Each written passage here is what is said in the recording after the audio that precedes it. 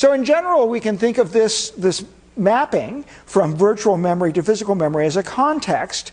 And that'll be our first step in creating a virtual machine. So the context will be part of the illusion we're creating about giving you a very large virtual address space, and at any given time only having actual locations in main memory that correspond to the virtual pages that you're using. And the ones that you're not, the virtual addresses you're not using, we don't have to keep, we can just leave them off on disk somewhere.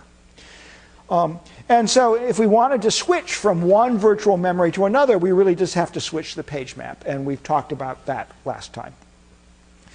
So this is actually a pretty neat idea, this notion of time sharing among programs by sort of switching the information the machine has to how to translate, in this particular instance, addresses from virtual to physical. But we're going to use that now, that same basic idea, to sort of virtualize all the other resources of the machine. Not only the address space, but the I/O devices and things like that. Okay, so we're going to have a separate context for each program. So that means all your programs, they all compiled to start at location 0, and away they go.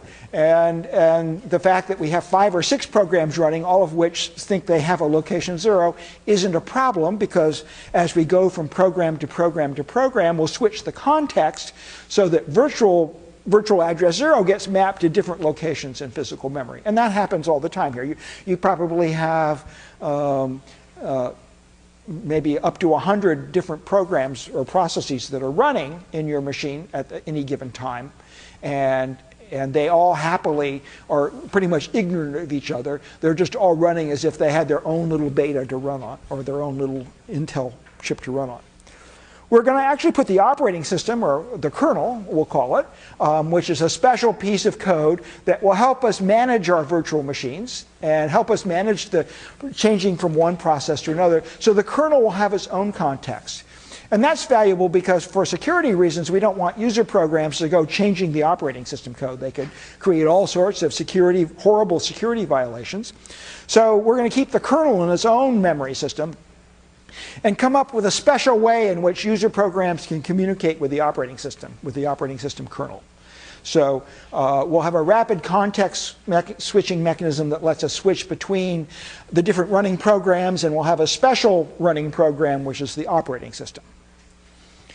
Okay, so we're going to create this new abstraction called a process, which is sort of everything that we need to do to have a running program. So one of the things in the process is this context. But we also have a copy of all the registers, basically all the state of a running program, which we have the program counter, we have the register file, we have the contents of main memory. Those represent everything we need to know in order to set up the program to start running. So we can stop it at any point, save away this entire all the information that represents the actual state of the process. Save that away, and then put in the save state from some other process, and we can sort of switch process to process to process. And as I said, there's probably several hundred processes running on your machine. If anybody has an open machine and can pull up their activity monitor or something like that and just tell me how many processes that are running. I see some open in the back. I'd be interested to know. And as I say, this process switching is something that's happening all the time on every machine that we run these days. And so we're going to start our conversation about the kernel and how we communicate with the kernel and how we actually manage this collection of processes. And you can think of each process as an instance of a virtual machine. Yes, sir? Sorry, I'm slightly confused. Each process does not have its own registers. Yes. So R0 in your email process and R0 in your browser are different. When they run, they will each have their own contents in R0. I mean, their programs are expecting the registers to have certain information in them. The programs were compiled to expect that. But there's still only 32 registers on open. Right. So what you're pointing out is that if we have 100 processes, it seems like we need 100 times as many registers. Okay, but we only have 32 physical registers, so how is that going to work? And in fact, one of the questions we're going to talk about in the next umpteen slides is exactly how we manage that. how do we actually make it so we can only have 32 hardware registers, but each process has its own. And you'll see it's actually a pretty straightforward. I don't even want to say trick. It's just a process. It's a method of managing the machine that will get done what we want to get done. And so if I haven't answered your question in a couple slides, let's get back to it. Okay, so we have this big collection of hardware, and the hardware is not only the CPU. We've already talked about how we might manage access to physical memory, but there's a disk, there's all sorts of I/O devices that you might have plugged in.